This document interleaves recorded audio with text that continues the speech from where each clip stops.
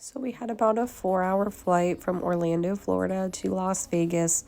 We took a red eye, so it wasn't too bad, but we were definitely tired when we got in about midnight Vegas time. The next day we went to the Sugar Factory for an early dinner, but basically we just had drinks and dessert for the most part. This was really cool.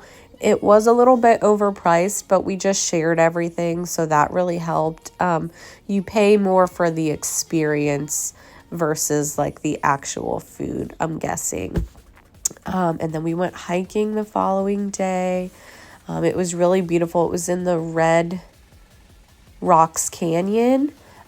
We could not get into the main visitor center because you needed reservations, so we just went to the different lookout spots, and then there was a nearby state park that we got into, and we did some hiking, and it's all still within the Red Rocks Canyon. I definitely recommend it if you guys are ever in Vegas and you're looking to get out in nature and explore. Sorry if you hear me breathing a little heavy in some of the videos. It's definitely a different elevation than Florida, especially when going up these mountains. So this was honestly probably one of my favorite parts of the trip. I definitely recommend renting a car if you're going to go to Vegas, because Ubers and Lyfts are really expensive, and so are the taxis. And if you're going to be going anywhere besides the Vegas Strip, then you're definitely going to need a car. So it just made sense for us. We got this Jeep Wrangler, and it was pretty cool to drive around and go to all the spots that we wanted to go to. And that way we had a place to keep all of our stuff. We didn't have to carry everything around with us. This is the North Ash Trail.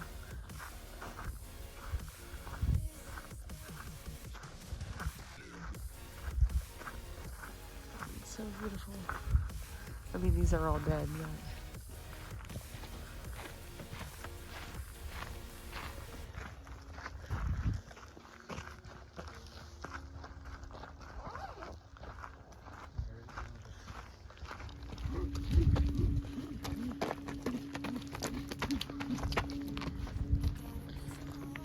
Oh yeah, I can already tell. Does it loop around or do we turn around?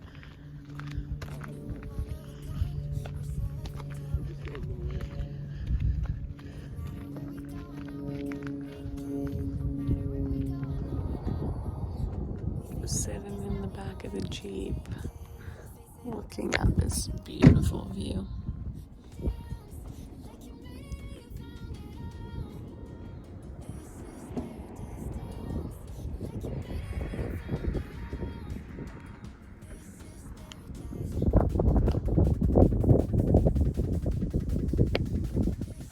We did go to this place called Greens and Proteins to get some fresh juices. That's what we had for lunch after our hike, because we were going to be having dinner at Benihana that night.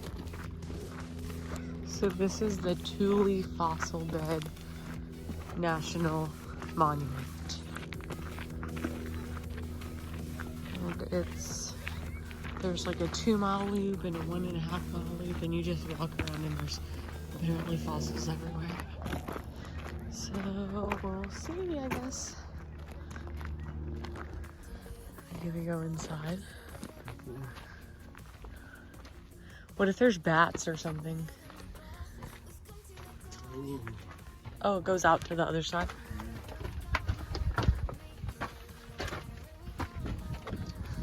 This is cool. Tell me if you see a fossil. Ooh, it feels colder.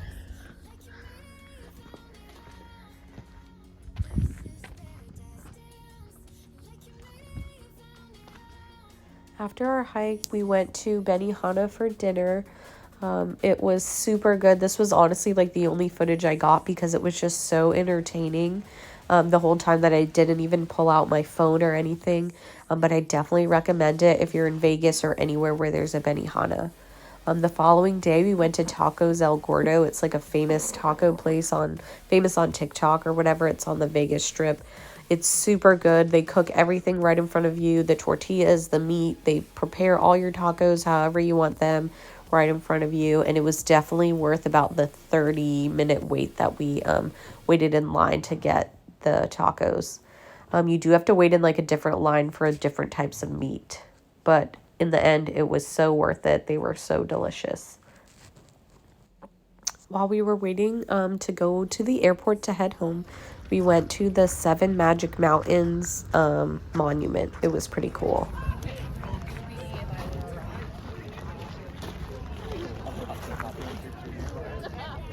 Huh? We kind of just stayed here for a while and walked around because we knew we were going to be flying home and not getting to walk very much on the plane for a few hours. So we just were kind of taking it all in before heading to the airport. It was around this time that I actually started feeling kind of like feverish and kind of sick, but I thought I was just exhausted from all of the traveling and everything. Turns out when I got home the following day, I tested positive for COVID. Anthony and everyone else was negative, so I've just been quarantining since then. But all in all, the trip was definitely worth it. I definitely recommend Vegas for like a romantic trip.